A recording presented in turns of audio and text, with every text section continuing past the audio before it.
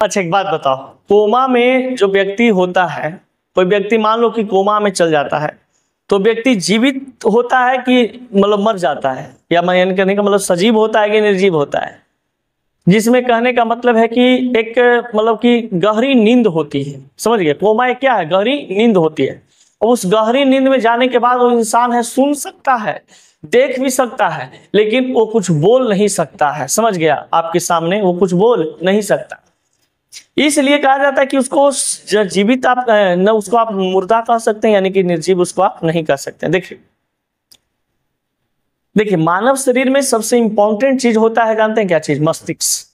अब मानव शरीर में सबसे इंपॉर्टेंट चीज मस्तिष्क है, तो मस्तिष्क का काम होता है क्या चीज? कि हमारे दिल, दिमाग और शरीर के सभी अंगों को क्या करना? कंट्रोल करना। और जब कोई न कोई किसी प्रकार के हमारे शरीर में घटना देखने को मिलती है, उसमें सबसे इंपॉर्टेंट वर्क करता है आपका मस्तिष्क, दिमाग। समझ गए?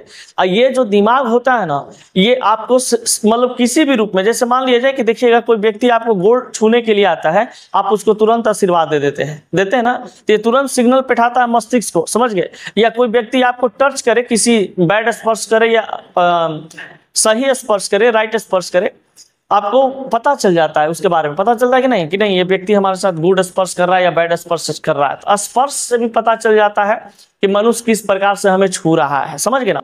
अब देखिए, जब व्यक्ति कोमा में चला जाता है, तो कोमा एक प्रकार का गहरी नींद होती है। समझ गए? उस नींद में इंसान जो होता है लंबे समय तक मतलब पड़ा हुआ रहता है। समझ गए? उसको शरीर में किसी प्रकार का मतलब ना किसी से वो बात कर सकता है, समझ गए ना, अपना बात को किसी को बता सकता है।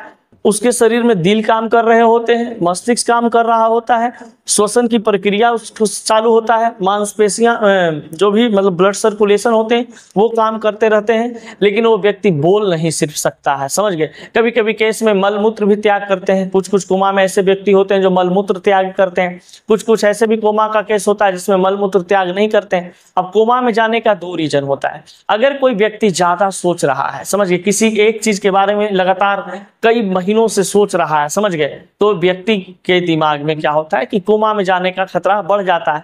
या तो इसको हम लोग डिप्रेशन कहते हैं, एंजाइटी कहते हैं ना, तो डिप्रेशन एंजाइटी जो होता है ये भी एक प्रकार का कोमा का कारक होता है। अगर कोई भी व्यक्ति मान लो कि ज्यादा सोच रहा है, तो उसको सोचने से ऐसा केस आ सकता है। या मस्तिष्क पे क्या हो जाए? चोट अचानक लग जाए, समझ गए, दिमाग में पीछे या आगे या किसी प्रकार का चोट लग जाए, तो चोट लगने से भी क्या होता है? कोमा में जा सकता है। या फिर कहा जाता है कोई ऐसी मतलब दुर्घटना सामने से देख ले, या उसके साथ ऐसा घटना घटा हो या दुर्घटना घटा हो और उसके बारे में वो देख रहा हो, तो व्यक्ति तुरंत कोमा में चला जाएगा। कोमा में जाने के बाद क्या होता है? उसको ट्रीटमेंट चलते रहता है, समझ गए, और ट्रीटमेंट चलते रहता है तो इंसान मरता नहीं है, जीवित होता है। समझ गए? मुर्दा नहीं होता है, वो क्या होता है? जीवित होता है। और वो इंसान कुछ समय मान लिया जाए कि आप 4 साल 5 साल 3 महीना 2 महीना, ऐसे भी होता है कि 10 दिन 20 दिन ऐसे में भी ठीक हो जाता है। समझ गए? कुछ 10 साल भी हो जाते हैं कोमा में, इंसान जीवित नहीं मतलब कि वो व्यवहारिक जीवन में नहीं आ पाता है। समझ गए ना? इस प्रकार से समस्या होना शुरू हो जाता है। तो जो कोमा में व्यक्ति जाते हैं वो क्या होते हैं? मरे हुए नहीं होते हैं, वो क्या होते हैं? जीवित व्यक्ति होते हैं, यानी सजीव होते हैं।